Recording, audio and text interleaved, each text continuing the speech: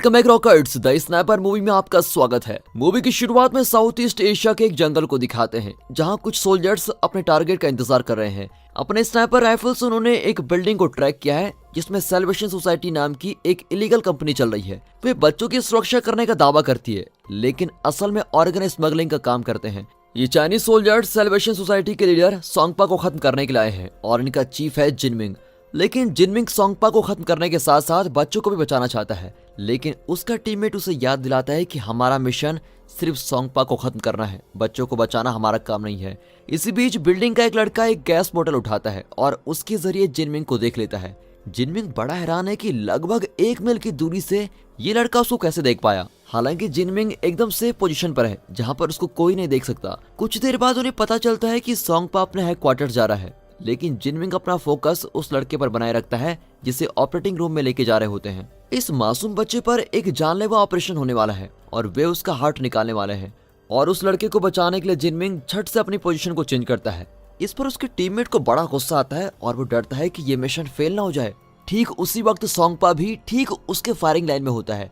अब जिनमिंग को फैसला करना होता है कि वो सोंगपा को शूट करना चाहता है या लड़के को बचाना चाहता है। लेकिन वो लड़के को बचाने का फैसला करता है और उस आदमी को शूट कर देता है जो लड़के पर ऑपरेशन करने वाला था। गन शॉट सुनते ही सोंगपा तुरंत कार में बैठ जाता है, लेकिन जिनमिंग किसी तरह उसके कंधे पर शूट कर देता है। अब सोंगपा के आदमी हर तरफ अंधाधुंध शूट करने लगते हैं और कई मासूम बच्चे भी मारे जाते हैं।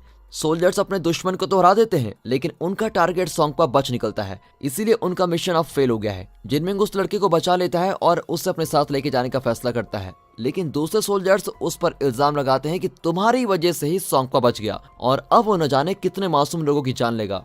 10 साल बाद जिनटाई नाम के एक जवान को दिखाते हैं जो स्नाइपर ट्रेनिंग ले रहा है। ये वही लड़का है जिसे मिंग ने सेलिब्रेशन सोसाइटी से बचाया था। अब जिनटाई अपने बैच के सबसे अच्छे स्नाइपर्स में से एक है। इनका ट्रेनर और कोई नहीं बल्कि स्नाइपर जिनमिंग है। जिनटाई पूरी मेहनत से ट्रेनिंग कर रहा होता है और अपने बेहतरीन स्किल्स डेमोन्स्ट्रेट करता है, लेकिन वो हमेशा ज़ॉम्बी से हार जाता है जो इस बैच की बेस्ट स्नाइपर है। दरअसल जिनमिंग ने जिनटाई के साथ साथ ज़ॉम्बी को भी उसी कंपनी से बचाया था और दोनों को जिनमिंग ने ही बड़ा किया है। अगले सीन में दिखाते हैं कि जिनटाई को सोंगपा को खत्म करने का मिशन सौंपा गया है। ये जानकर ज़ॉम्बी जिनमिंग से पूछती है कि आपने ये मिशन मेरी जगह जिनटाई को क्यों दे दिया, लेकिन जिनमिंग खामोश रहता है। अब जिनटाई अपने स्नाइपर पोजीशन पर दुश्मन के मूवमेंट्स बड़े ध्यान से देख रहा है। मॉनिटरिंग रूम में कैप्टन वोंग जिनमिंग को इन्फॉर्म करता है कि वे अपने मिशन में 7 बार फेल हो गए हैं। उसे शक होता है कि उनकी टीम में सेलिब्रेशन सोसाइटी का कोई जासूस है। इसी बीच दुश्मन जिनटाई और उसकी टीम को देख लेते हैं और उन पर अटैक करते हैं। जिनमिंग जिनटाई को ऑर्डर देता है कि मिशन अबॉर्ट करके लौटाओ। अब उसे यकीन हो जाता है कि वोंग ठीक ही कह रहा था। इतने में सोंगपा के आदमी उनके सारे कम्युनिकेशन और मॉनिटरिंग चैनल्स को जाम कर देते हैं और फिर यहाँ ये सारे सोल्जर्स को इंस्ट्रक्शन नहीं दे पाते। लेकिन जिनमिंग की कम्युनिकेशन लाइन में थोड़ा सिग्नल आ रहा होता है और जिनटाई बताता है कि मैं सोंगपा को खत्म किए बगैर वापस नहीं लौटूंगा। अब और कोई रास्ता ना पाकर जिनमिंग ज़ॉम्बी की लीडरशिप में दूसरी टीम को भेजता है, लेकिन वोंग कहता है कि जब तक उस जासूस का पता नहीं चल पाता हमें दूसरी टीम को नहीं भेजना चाहिए, क्योंकि दुश्मन को हमारे हर मूवमेंट्स की खबर मिल रही है। इस तरह यह मिशन कभी सक्सेसफुल नहीं होगा। इस पर जिनमिंग और वोंग के बीच बहुत बहस होती है। कुछ देर बाद उनका कनेक्शन ठीक हो जाता है और तब जिनटाई इन्फॉर्म करता है कि हमने ये जगह क्लियर कर दी है, लेकिन सोंगपा यहाँ पर भी नहीं है। फिर वो फुटेज को रिप्लाई करता है। फिर कैप्टन वोंग उसको एविडेंस तलाशने को कहते हैं। कुछ देर ढूंढने के बाद जिनटाई को एक लैपटॉप मिलता है जिसमें वेपन्स, ड्रग्स और ह्यूमन ऑर्गन्स की इलीगल सेल की सारी इन्फॉर्मेशन होती है। वहां उसे जिनमिंग की एक फोटो भी मिलती है। अब सभी को शक होता है कि कहीं वो जासूस खुद जिनमिंग तो नहीं है। जिनमिंग अपनी सफाई में कुछ कहना चाहता है, लेकिन वोंग ज़ॉम्बी को ऑर्डर देता है कि जिनमिंग की गन ले लो। जिनमिंग बहुत दुखी होता है कि 30 साल की सर्विस के बाद भी उस पर शक किया जा रहा है। जब ज़ॉम्बी जिनमिंग की गन ले लेती है तो असली जासूस जिनमिंग पर शूट करता है, लेकिन खुशकिस्मती से ज़ॉम्बी जिनमिंग को बचा लेती है। अब वहां पर हलचल मच जाती है। तब पता चलता है कि जासूस एक नहीं बल्कि आर्मी बेस के कई सोल्जर्स सोंगपा के लिए काम कर रहे हैं। अब आवाज को सुनकर जिनटाई तुरंत अपने साथियों को बचाने के लिए आ जाता है। आर्मी बेस में ज़ॉम्बी और जिनमिंग मिलकर दुश्मनों से लड़ते हैं। जब जिनटाई वहां पहुंचता है तो उसे अपने साथियों की लाशें मिलती है। वोंग भी मरने की हालत में होता है और वो जिनटाई को बताता है कि असली गद्दार जिनमिंग और ज़ॉम्बी हैं। अब ये सुनकर जिनटाई एकदम शॉक हो जाता है। अब इससे पहले कि वो कुछ कर सके जिनमिंग उसके सर पर गन पॉइंट करता है और कहता है कि मैं तुम्हें कुछ नहीं करूंगा, लेकिन जिनटाई को उस पर विश्वास ही नहीं होता और उन दोनों की लड़ाई होती है। कुछ देर बाद ज़ॉम्बी भी फाइट में शामिल हो जाती है। जिनटाई ज़ॉम्बी को शूट करता है, लेकिन जिनमिंग बीच में आ जाता है और उसे गोली लग जाती है। अब सोंगपा आर्मी बेस में आकर एक बजूका से पूरी बिल्डिंग गिरा देता है। 8 साल बाद जिंटाई सड़कों पर आ चुका है क्योंकि वो सोंगपा को खत्म करने के मिशन को अभी तक पूरा नहीं कर पाया। वो शराब पीकर सड़क पर चल रहा होता है। तब फेंग नाम का एक छोटा लड़का भाग कर आता है। कुछ आदमी उसको चेस कर रहे होते हैं क्योंकि उसने पैसे चुराए थे। फेंग जिंटाई को पापा कहकर पुकारता है। ये सुनकर वे जिंटाई को मारते हैं और उसके पैसे छीन लेते हैं। फिर जिंटाई फेंग को उसकी माँ के पास लेके जाता है जिसका नाम मिया है। मिया एक बार में एक एस्कॉर्ट का काम करती है। जिंटाई उससे अपने पैसे मांगता है लेकिन उसके पास भी पैसे नहीं होते। अब जिंटाई फेंग को अपने साथ लेके जाता है और कहता है कि जब तक मेरे पैसे वसूल नहीं हो जाते तुम्हारा बेटा मेरे लिए काम करेगा। वो फेंग को अपने घर लेके आता है जो घर कम और कबाड़ खाना ज्यादा लगता है। वो फेंग से कहता है कि आइंदा कभी चोरी मत करना। अगले दिन से जिंटाई और फेंग पुरानी चीजें कलेक्ट करते हैं और उन्हें रिपेयर करके बेच देते हैं। वो फेंग को पढ़ना लिखना भी सिखाता है। कुछ दिन बाद मिया जिंटाई के घर में आती है और अपने बेटे को पढ़ते हुए देखकर बहुत ही खुश होती है। मिया के चेहरे पर एक घाव को देखकर फेंग समझ जाता है कि उसकी माँ को कस्टमर्स ने पीटा है। फिर वो जिंटाई से कुछ पैसे छीनकर अपनी माँ को देता है और कहता है कि तुम कुछ दिन काम मत करो। रात को जिंटाई और मिया मिलकर डिनर करते हैं। मिया बताती है कि फेंग की देखभाल करने के लिए उसे जबरदस्ती ये काम करना पड़ रहा है। इसी बीच फेंग जिंटाई का एक सीक्रेट बॉक्स खोल देता है। उसमें एक खतरनाक स्नाइपर राइफल होती है। तभी ऐन वक्त पर जिंटाई आकर बॉक्स को बंद कर देता है। फेंग पूछता है कि ये क्या, तुम किलर हो या पुलिसमैन? लेकिन जिंटाई कोई जवाब नहीं देता। अगले सीन में एक बूढ़ा आदमी अपने शानदार कमरे में खाना खा रहा होता है। ये कोई और नहीं जिनमिंग है। तब जाओमी आकर उसे बताती है कि हमें ऐसे बच्चे का पता चल गया है जिसका ब्लड टाइप आपके ब्लड टाइप से मैच करता है। अब 8 साल पहले का फ्लैशबैक दिखाते हैं। जिनमिंग को गोली लगने के बाद जाओमी उसको डॉक्टर के पास लेके गई थी। जिनमिंग की जान तो बच गई थी लेकिन डॉक्टर ने बताया था कि उसे जिंदा रहने के लिए 3 या 4 साल में एक बार हार्ट ट्रांसप्लांट करना होगा। ऊपर से जिनमिंग का ब्लड टाइप बहुत रेयर है, इसीलिए उसके जिंदा रहने के चांसेस बहुत ही कम है। तब सोंगपा ऑपरेटिंग रूम में आया और उसने कहा कि जिनमिंग हमेशा से मेरा पालतू कुत्ता रहा है। ये सुनकर जाओमी जिनमिंग को शूट करने जाती है लेकिन उसे याद आता है कि जिनमिंग ने उसकी जान बचाई थी, इसीलिए वो खुद को रोक लेती है। तब जिनमिंग को भी होश आ जाता है और वो जाओमी से कहता है कि तुम अपना फैसला खुद ही करो।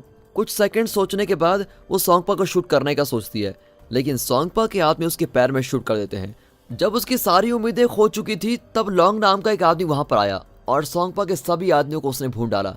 इसके बाद जिनमिंग ने सोंगपा के सारे बिजनेस को टेक ओवर कर लिया था और तब से जाओमी और लॉन्ग उसके असिस्टेंट बन गए।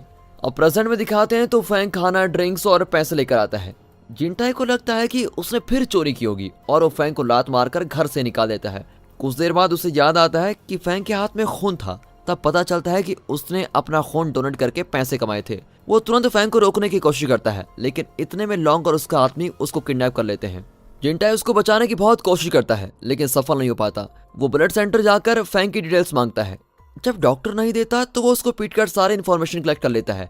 अब उसे पता चलता है कि फेंग का खून वर्ल्ड रेस्क्यू ऑर्गेनाइजेशन को भेजा गया था। अगले सीन में जिंटाई एक स्टाफ मेंबर के भेस में उस ऑर्गेनाइजेशन में घुस जाता है। अंदर उसे कई लाशें भी मिलती है लेकिन फेंग की लाश नहीं होती। उसे तसल्ली होती है कि फेंग जिंदा है और तभी एक डॉक्टर आकर उसकी गर्दन पर कुछ इंजेक्ट करता है। जिंटाई मुड़कर देखता है तो पहचान जाता है कि ये वही डॉक्टर है जिसने बचपन में उसका हार्ट निकालने की कोशिश की थी। वो डॉक्टर को पीटने लगता है और फेंग की लोकेशन पूछता है। अब इससे पहले कि वो कुछ बताए तो जाओमी उसे शूट कर देती है। वो पास वाली बिल्डिंग से जिंटाई पर भी एम कर रही होती है लेकिन जिंटाई बचकर कमरे से बाहर चला जाता है। इतने में लॉन्ग के आदमी उस पर अटैक करते हैं लेकिन वो सबको खत्म कर देता है। फिर लॉन्ग से उसकी घमासान लड़ाई होती है लेकिन उस इंजेक्शन की वजह से वो बहुत ही कमजोर होता जाता है और टॉप फ्लोर से नीचे गिर जाता है। लेकिन इसके बावजूद वो बचकर घर लौट आता है। मिया उसके घाव पर अब दवा लगाती है। जिंटाई प्रॉमिस करता है कि मैं किसी भी तरह फेंग को बचा लूंगा। कुछ देर बाद वो अपना सोल्जर आउटफिट पहनकर युद्ध के लिए तैयार हो जाता है। अगले सीन में जिंटाई लगभग 1 मील की दूरी से लॉन्ग के हाथ पर शूट करता है। फिर उसको चेस करके एक जगह लॉक कर देता है। अब लॉन्ग घबराकर उसको एक जगह लेने जाता है जहाँ कई बच्चों को रखा गया है। अब वहाँ के कंप्यूटर ऑपरेटर के सामने वो लॉन्ग को खत्म कर देता है और उसे वर्ल्ड रेस्क्यू ऑर्गेनाइजेशन के अकाउंट्स को हैक करने को कहता है। जब जाओमी को हैकिंग का पता चलता है तो वो तुरंत जिंटाई को कॉल करती है और उसे पैसों का लालच देती है लेकिन जिंटाई नहीं मानता। अब जिंटाई उसको एक डील ऑफर करता है कि तुम फेंग को मेरे हवाले कर दोगी तो मैं तुम्हारे इलीगल कामों का डाटा तुमको लौटा दूंगा। फिर जाओमी उसकी डील को मंजूरी कर लेती है और आधी रात को ईस्ट सिटी बिल्डिंग में मिलने को कहती है। जब जाओमी वहां पहुंचती है तो फेंग को लेने एक औरत आई होती है।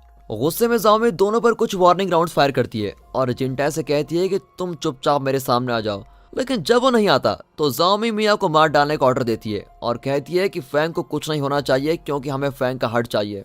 अब मिया और फेंग को दुश्मन घेर लेते हैं लेकिन जिंटाई दूर से उन सबको खत्म कर देता है।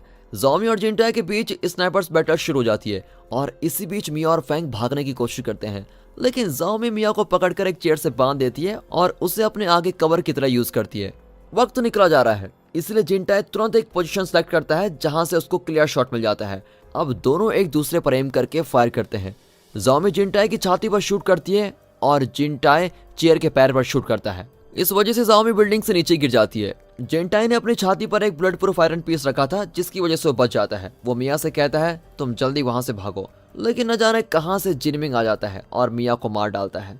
और जैसे जिनटाई वहां पहुंचता है तो जिनमिंग फैंग को लेकर वहां से निकल पड़ता है। अगले सीन में जैसे जिनमिंग अपने घर पहुंचता है तो वो सीधे हार्ट ट्रांसप्लांट की तैयारी करने लगता है। तभी जिनटाई बिल्डिंग के बुलेट प्रूफ ग्लास को शूट करता है। जिनमिंग अब घबराकर अपने 3 स्नाइपर्स को भेजता है और अपने दूसरे आदमियों को बिल्डिंग की रखवाली करने को कहता है। गन शॉट्स के जरिए वो जिनटाई की लोकेशन का पता लगाने की कोशिश करता है, लेकिन जिनटाई रिमोट कंट्रोल शॉट से उन्हें कंफ्यूज करने लगता है। अब बेस्ट स्नाइपर होने के नाते वो जिनमिंग के तीनों स्नाइपर्स को एक एक करके खत्म कर देता है। फिर बिल्डिंग में आकर वो जिनमिंग के आदमियों को भी मार डालता है। अब जिनमिंग उसके सामने होता है, लेकिन उसे मारने के बजाय वो अपना आर्मर निकालकर फैंग को लेने जाता है। मौके का फायदा उठाकर जिनमिंग पीछे से शूट करता है, पर जिनटाई उस पर अटैक नहीं करता। जिनमिंग पूछता है कि तुम उस लड़के को क्यों बचाना चाहते हो। जवाब में जिनटाई पूछता है कि उस दिन आपने मुझे क्यों बचाया था। इस पर जिनमिंग कुछ नहीं कह पाता क्योंकि वह अपने बेटे को नहीं मार सकता। जिनटाई फैंग को उठाकर वहां से चला जाता है और तब जिनमिंग अपने हार्ट डिजीज का शिकार हो जाता है। अंत में दिखाते हैं कि जिनटाई फैंग को स्कूल छोड़ने जाता है और फैंग उसको पापा कहकर पुकार लेता है। और दोस्तों इसी के साथ ये मूवी यहाँ पर खत्म होती है। दोस्तों अगर वीडियो अच्छी लगी हो, मूवी अच्छी लगी हो और एक्सप्लेनेशन अच्छा लगा हो तो वीडियो को लाइक कर दें, चैनल को सब्सक्राइब करना बिल्कुल मत भूलेगा। बाकी मिलता है अगली वीडियो में, तब तक के लिए गुड बाय, अपना ख्याल रखिए and finally thanks for watching.